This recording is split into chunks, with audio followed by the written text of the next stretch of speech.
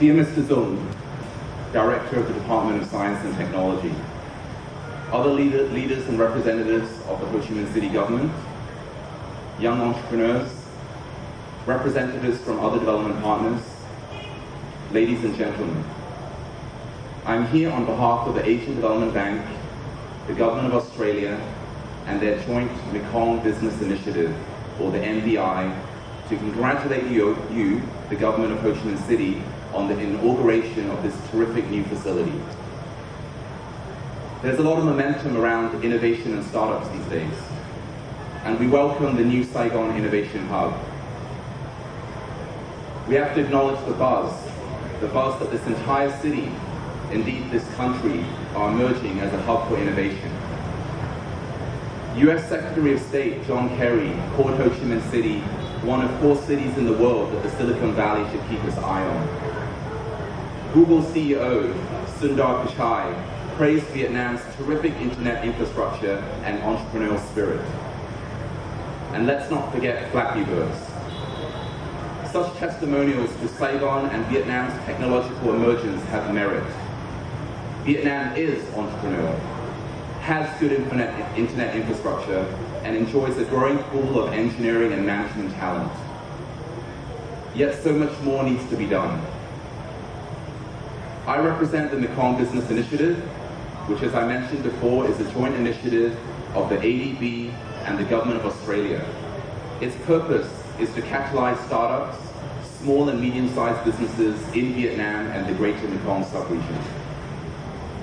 Private sector development is a key priority of the ADB's soon-to-be published Vietnam Country Partnership Strategy for the period 2016 to 2020.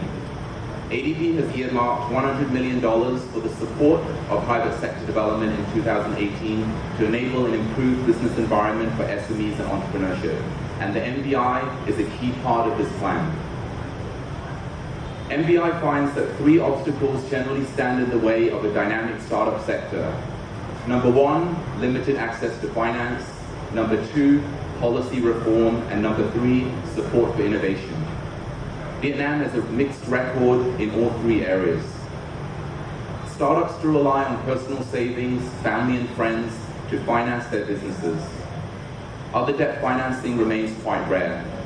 And while the arrival of 500 startups, 1337 Ventures and others promise better access to investment capital, relatively few deals have occurred to date. In the policy realm, Vietnam's government has targeted to double the number of businesses registered in Vietnam. It has adopted the World Bank's Doing Business indicators as a measure of its progress in this regard. Nevertheless, Vietnam starts at a global disadvantage. Business incorporation, it still remains burdensome. Startup incentives still remain difficult to access. And patents and intellectual property protection, distrusted by many young entrepreneurs. NBI has recently sponsored the inaugural Vietnam Private Sector Forum, an annual dialogue between government and the domestic business community with high representation of young entrepreneurs. It collected input from the private sector on how to create a better enabling environment for all, including young entrepreneurs and women. We firmly believe that the Vietnamese government is committed to making this happen, yet reform takes time. There is good news, however. The national government isn't the only stakeholder capable of supporting innovation. In Saigon, NBI has found an enthusiastic champion in the city's Department of Science and Technology. NBI has been working with the Department of Science and Technology to develop a framework and action plan for turning Saigon into a hub of innovation. And one of the beneficial spin-offs of this work, the Saigon Innovation Hub that you see today.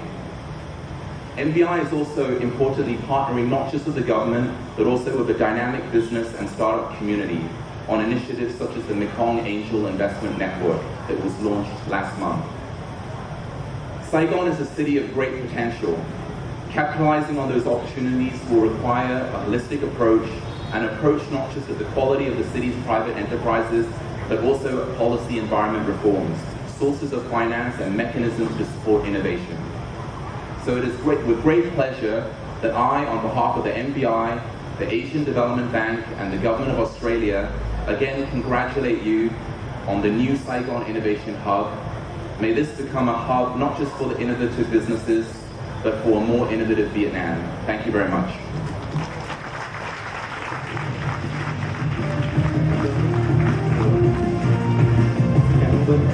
Xin cảm ơn ông Dominic Miller rất nhiều về bài phát biểu vừa rồi.